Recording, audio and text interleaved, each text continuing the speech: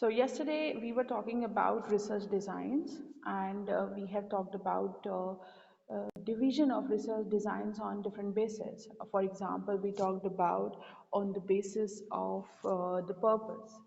We have talked about research design on the basis of purpose, and we have talked about basic and applied. Okay, applied is the research that you do for action, that is for uh, the research results of which will help you in taking action, in applying the results for necessary solution to the problem. Basic research is a research where you are looking for pure knowledge. We are doing a very ground level research for just seeking knowledge. That is your basic and applied research. Then we talked about quantitative and qualitative. Quantitative research design is based on the analysis, not in terms of numeric data, not in this term, okay, not in this term. It is more in terms of the words, more in terms of the concepts, more in terms of ideas.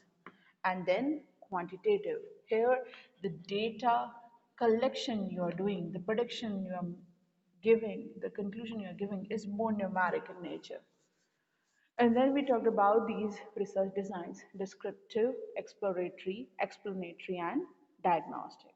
Other than this, we have also talked about experiments, but here I have kept experiment here under explanatory, so we'll be talking about that later. Let's talk about different methods of research which are available. हमारे पास कौन कौन से ऐसे methods हैं जो हमारे को available हैं, जिनका structure जो है वो बहुत लोगों ने apply करा हुआ है, practice करा हुआ है, and you have certain ways which are performed for that specific research method. ऐसे कुछ कुछ रिसर्च के करने के तरीके हैं जो हमारे पास अवेलेबल हैं, और ये तरीके हमें क्यों पता होने चाहिए. Just for an example, see, just know, think about this thing, imagine it कि आपको घर बनाना है और आपके सामने ऐसे कुछ मेथड्स अवेलेबल हैं जिनसे कि आप घर बना सकते हैं. जैसे आपके पास एक कोई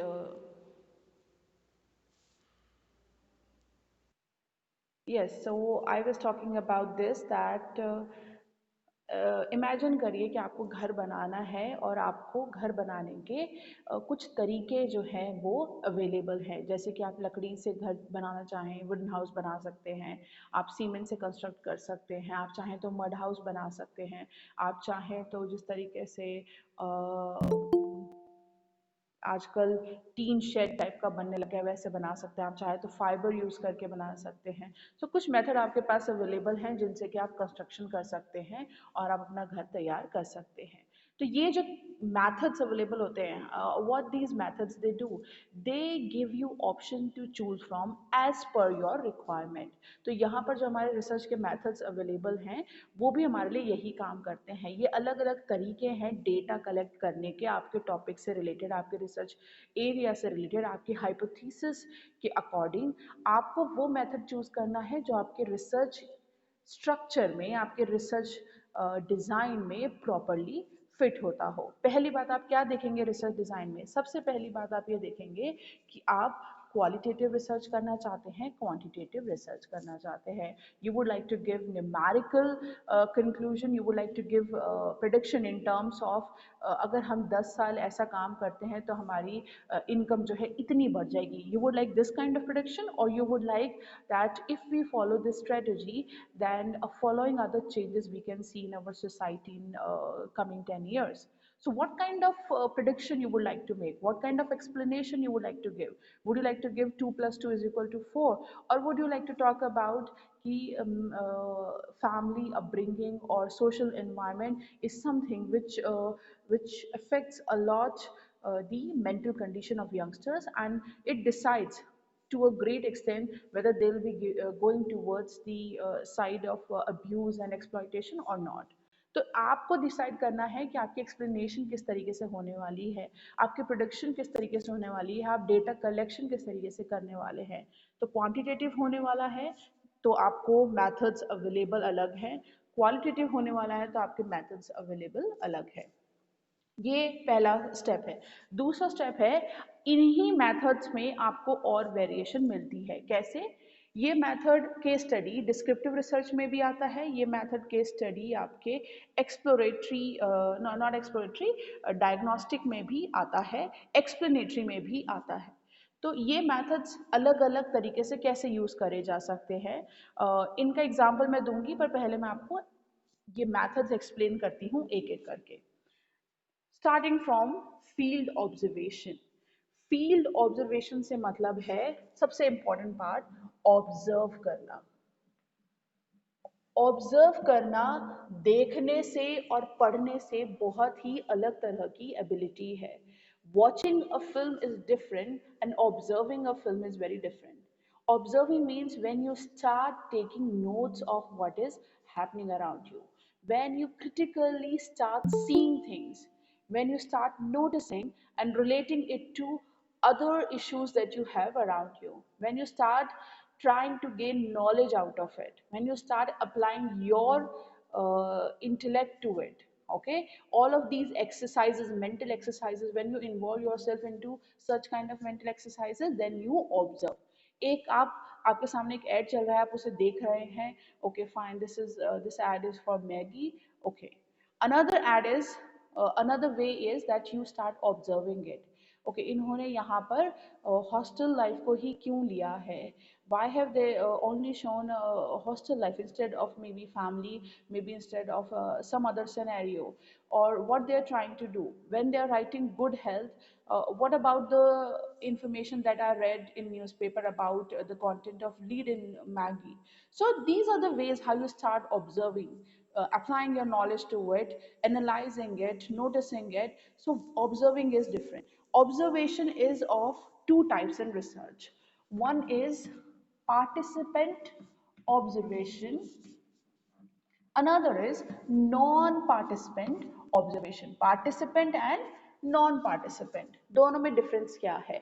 Participant observation means that the researcher will take participation in the research itself. For an example, अगर मैं बोलती हूँ कि मैं देखना चाहती हूँ कि लोगों की reaction इस particular film को देख के क्या होगी, तो I will buy a ticket, I will go to the cinema hall, I will sit with others and I will see how they are reacting. While myself, I will also be watching the film. This is participant observation. People will not know that I am the researcher. I will not tell them that I am the researcher. I will be hiding this information, disguising myself as a normal person who has come to watch the film, and I'll be observing them. Another way is non-participant. Non-participant person would be, he would be introducing him or herself before the film starts, telling people that he is there for a research, and he'll be talking to them during the interval. He'll be noticing their reaction. He might be clicking their pictures. He might be noting down how they are maybe laughing, crying, or reacting during the film, and disclosing your identity. So that is very important for understanding the difference between participant and non-participant. Participant is somebody who take part in the research, who disguises himself, अपनी identity को जो छुपाता है, और क्यों छुपाता है? क्योंकि वो real reaction देखना चाहता है, क्योंकि जब लोगों को पता चल जाएगा कि आप researcher हैं तो real reaction नहीं आएगी। बट बताना क्यों जरूरी है? ताकि आपकी ओपिनियन बायस ना हो। तो ये आपको सोचना है, which is more important for you, to tell them this is more important for your research, or to disguise yourself is more important for your research. This decision has to be taken by you, by the researcher. Now next is case study. Case study is made up of two words. One is case, another is study. Study, you all know, to study, to analyze, to understand what is there in that one topic. Case means selecting a particular case. तो जब आप एक किसी case को select करके उसको study करते हैं तो उसे केस स्टडी बोलते हैं। और उसको स्टडी करने से मतलब क्या है?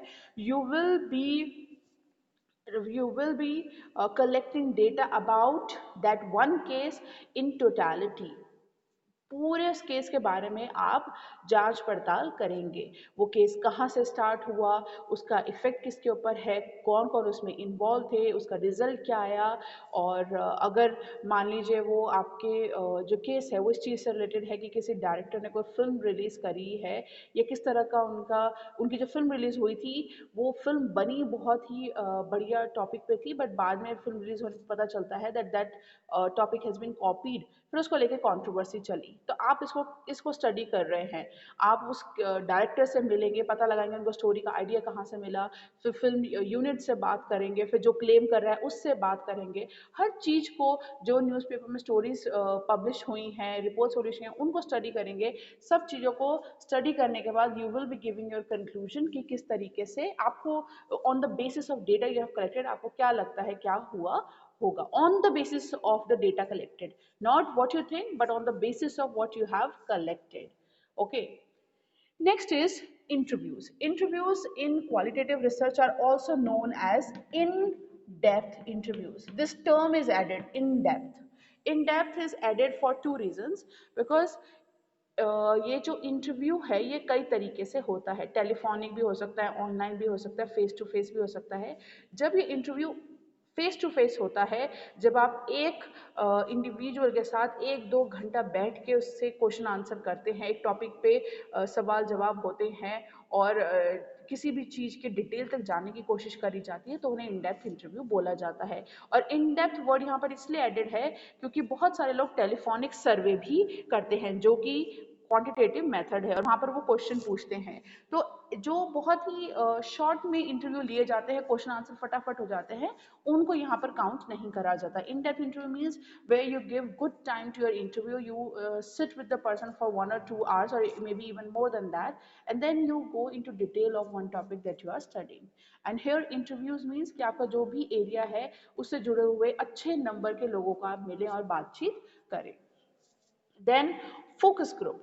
फोकस ग्रुप जो है वो स्पेसिफिकली उन रिसर्च एरियाज के लिए यूज करा जाता है जहां पर कि टॉपिक जो है या तो वो कलेक्टिव आइडिया से रिलेट करता हो या फिर बहुत ही सेंसिटिव हो। For example, talking about let's say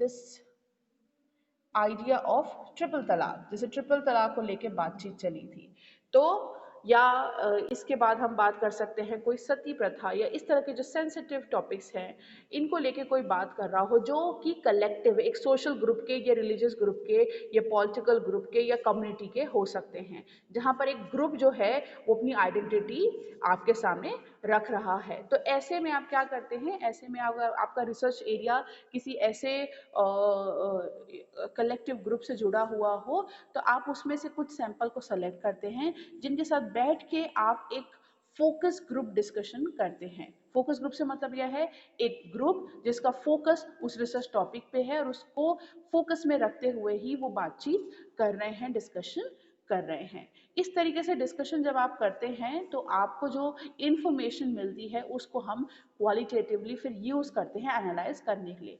दूसरा एग्जांपल हो सकता है सेंसिटिव टॉपिक्स पे। Let's say that you would like to talk to people those who have suffered child abuse. अब वो कंफर्टेबल नहीं है इंटरव्यू देने में। Interview means that they would be required to sit alone and they had a very traumatic past, they don't want to sit alone with anybody. Okay, maybe they are not so open about it, they are introvert people।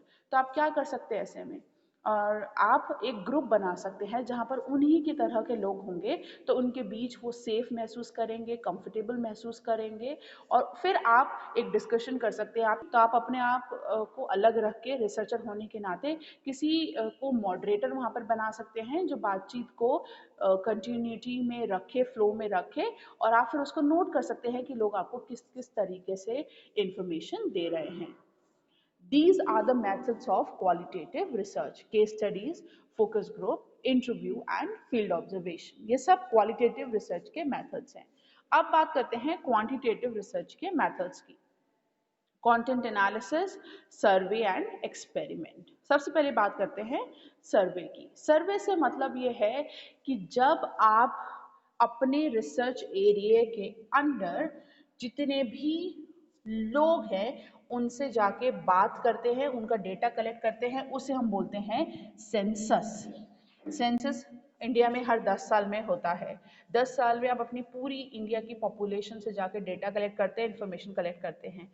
जब आप इस population में से जो आपके research area के अंदर आती है, उसमें से एक सैंपल लेके और उनसे जाके इंफॉर्मेशन कलेक्ट करते हैं किसी भी टॉपिक पे, उसे बोलते हैं सर्वे।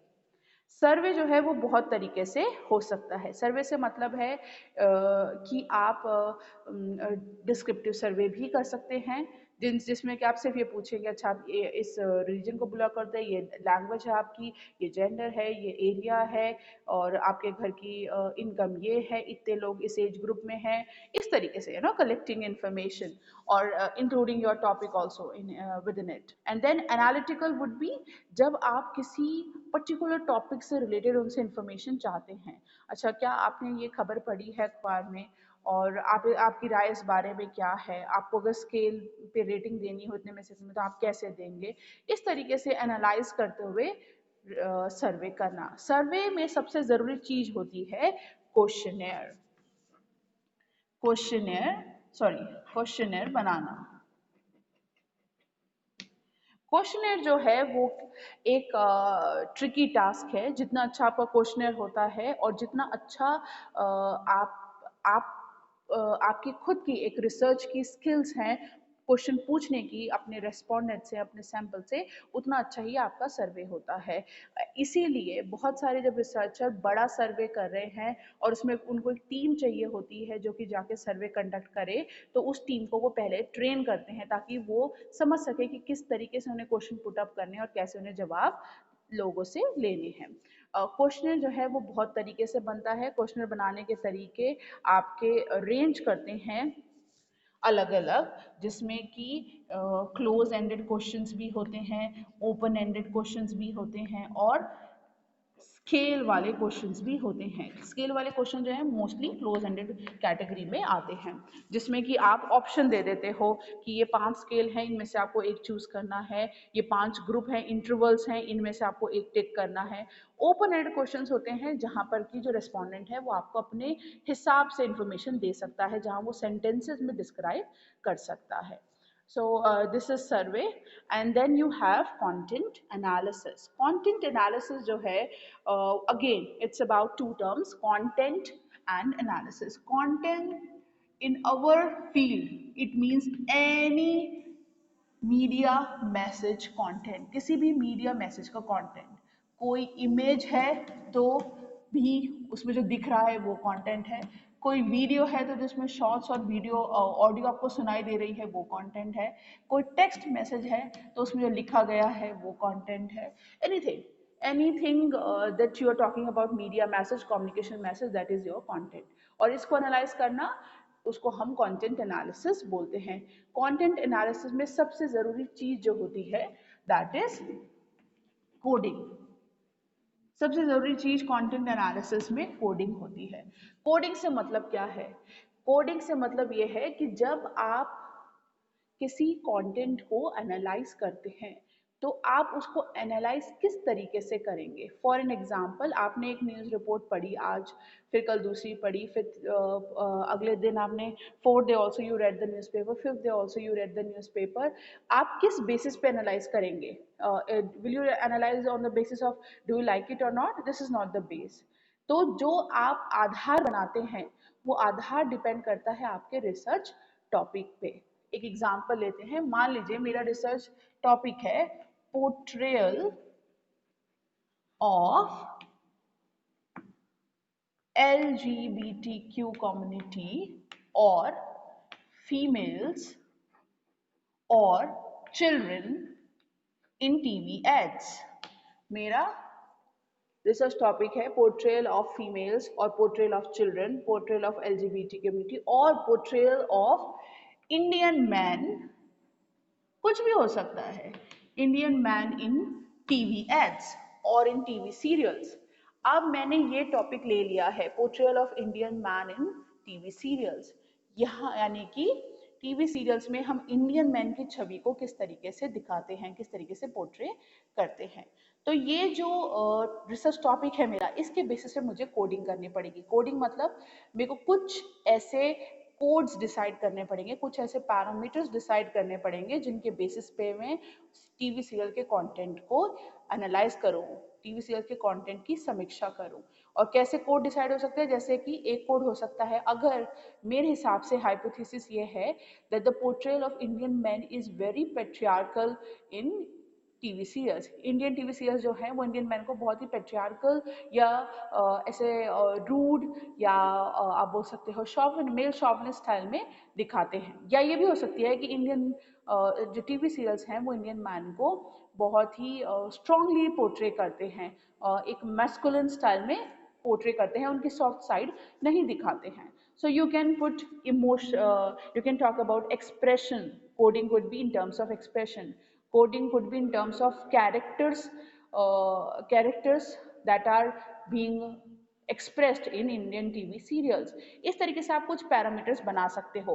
फिर आप नोट करना स्टार्ट करोगे कि टीवी सीरियल्स में किस किस तरह के कैरेक्टर्स दिखाए गए हैं, बिजनेस टाइकून और fighter, army person, but you never see more father figure, more family person. इस तरीके से आप फिर एनालाइज कर सकते हो कोडिंग अलग अलग तरीके से देके।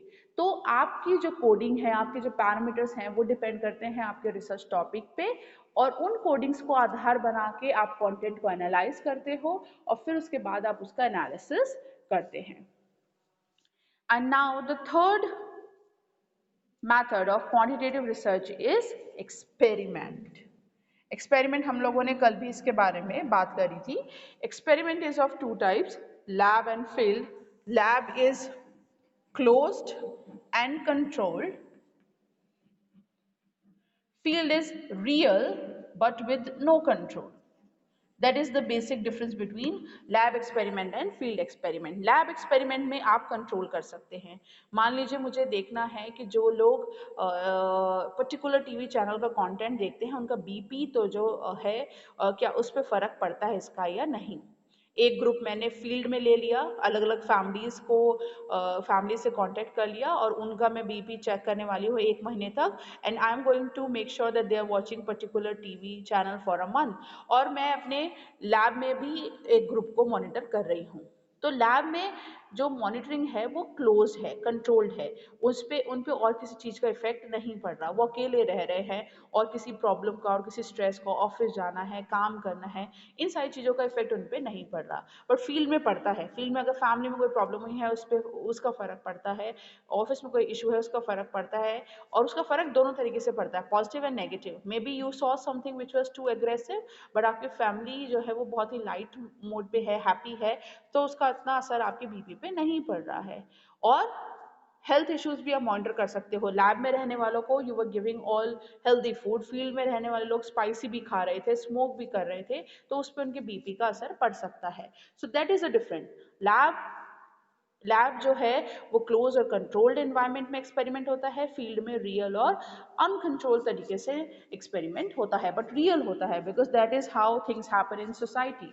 सो these are qualitative and quantitative methods. अब इन क्वालिटेटिव और क्वांटिटेटिव मेथड्स को हम इन कैटेगरीज में कैसे रखते हैं। आप लोगों को मैंने फोकस ग्रुप भी बताया, केस स्टडी भी बताई, ऑब्जर्वेशन भी बता दिया है और इंटरव्यूज भी बताए हैं, सर्वे भी बताया है।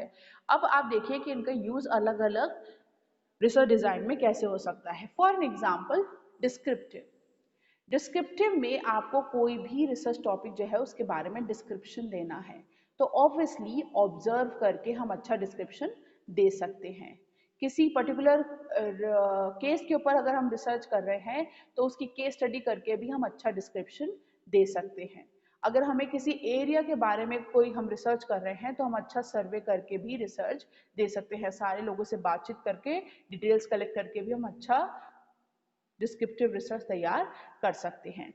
एक्सप्लोरेटरी जब आप कर रहे हैं, जब आप पहली बार इंफॉर्मेशन कलेक्ट कर रहे हैं, आपके पास कोई प्रीवियस इंफॉर्मेशन नहीं है, ऐसे में आप केस स्टडी नहीं कर सकते, बिकॉज केस स्टडी का मतलब है कि वो केस पहले ही कंप्लीट हो चुका हो, जो कि यहाँ के केस में नहीं है। Here you do not have a case which has already been done, you are exploring your research topic. आपने रिसर्च एरिया को, रिसर्च टॉपिक को जो है एक्सप्लोर कर रहे हैं। तो यहाँ पर आपके केस स्टडी करने की गुंजाइश नहीं है। यहाँ पर आप फोकस ग्रुप कर सकते हैं, यानी कि कोई नया ग्रुप है जिनके बीच में कोई प्रॉब्लम है या एरिया आपका उनसे कनेक्टेड है, तो आप उनसे बात कर सकते हैं। जैसे कि अभी कोविड-19 के टाइम पे भी हुआ होगा, जिन लोगों को ये पहले पहले वायरस ने इन्फेक्ट करा होगा, फिर वो ठीक हो गए होंगे, साइंटिस्ट और डॉक्टर्स ने ज़रूर उनसे बात करी होगी ताकि वो समझ सके कि सिम्टम्स कैसे हैं, उनको ट्रीटमेंट कैसे हो सकता है। इंटरव्यू हो सकते हैं, जो लोग इसमें इन्वॉल्व हैं उन्होंने आपस में एक दूसरे के इंटरव्यू भी कंडक्ट करे हो सकते हैं। और आप भी अगर कोई नए टॉपिक को एक्सप्लोर कर रहे हैं तो you can definitely go for interviews, detailed in depth interviews. Now this method is different, projective techniques. ये जो प्रोजेक्टिव टेक्निक्स है वो उन एरियाज में यूज करी जाती है जहाँ पर क्या आपके जो रिसर्च एरिया के लोग हैं, जो रेस्पोंडेंट हैं, जो सैंपल होने वाले हैं, वो लोग ओपन नहीं हैं, और ये भी हो सकता है कि वो पढ़े लिखे ना हो, ऐसा भी हो सकता है कि वो बहुत ज़्यादा उनको एक्सपोजर ना हो तो वो बात ना करना चाहें। ऐसी अलग अलग सिचुएशन में प्रोजेक्टिव टेक्निक्स आपको बहुत हेल्प करती है। मान लीजिए आपको किसी ऐसे इशू पे बात करनी है जो छोटे बच्चों से जुड़ा हुआ है, और may be with human trafficking, और आप उनसे डायरेक्ट बात नहीं कर पा रहे हैं, तो आप प्रोजेक्शन के थ्रू बात कर सकते हैं। आपने कोई बोर्ड पे या कोई इमेज उन्हें दिखा दी और उनसे बोला कि इसको देख के आपके दिमाग में क्या आता है, फिर वो आपको अलग अलग बातें बताएंगे। इस तरीके से बहुत सारी तरह की टेक्निक्स होती हैं जो कि रिसर्चर्स को सिखाई जाती हैं, फिर वो प्रोजेक्टिव टेक्निक्स यूज करके भी इंफॉर्मेशन कलेक्ट कर सकते हैं। Then explanatory. एक्सप्लेनेटरी में you are looking for cause and effect. You are looking for independent variable क्या है और उसका डिपेंडेंट वेरिएबल पे क्या प्रभाव पड़ रहा है, और इसीलिए यहाँ पर या तो एक्सपेरिमेंट हो सकते हैं या फिर केस स्टडी हो सकती है। या तो कोई पुराना केस है जिसमें आप कारण ढूंढना चाह रहे हो कि असली कारण क्या रहा होगा, वजह क्या रही होगी, जैसे कि पुलिस केस में होता है, पूरा एक्ट हो गया होता है, क्राइम हो गया होता है, और वो पुरानी चीज़ों को जो हुई हैं, जो उन्हें एविडेंस मिले हैं, प्रूफ मिले हैं, उनको देख के समझने की कोशिश करते हैं कि कारण क्या रहा होगा। लॉयर्स जैसे करते हैं। एक्सपेरिमेंट कुड भी, एक्सपेरिमेंट जैसे अभी हम लोगों ने बात करी लैब और फील्ड एक्सपेरिमेंट, आप प्रॉपर एक्सपेरिमेंट करके पता कर सकते हो इंडिपेंडेंट वेरिएबल का इफेक्ट डिपेंडेंट वेरिएबल पर क्या पड़ रहा है।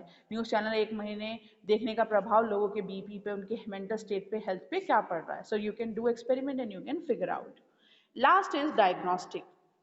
डायग्नोस्टिक जो है उसमें मैथड्स सेम अप्लाई हो रहे हैं, focus group, case study, interview और ऑब्जर्वेशन। सिर्फ फ़र्क ये है कि डिस्क्रिप्टिव में आप उस चीज़ को डिस्क्राइब करते, बताते कि किस तरीके से चीज़ जो है उसकी कैरेक्टरिस्टिक्स क्या है, उसका नेचर क्या है, किस तरीके से वो है।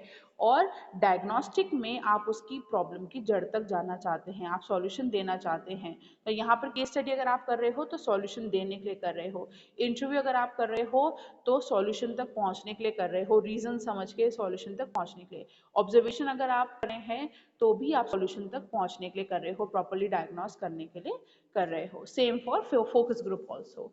So this is all about research designs, and tomorrow we'll be talking about sample designs.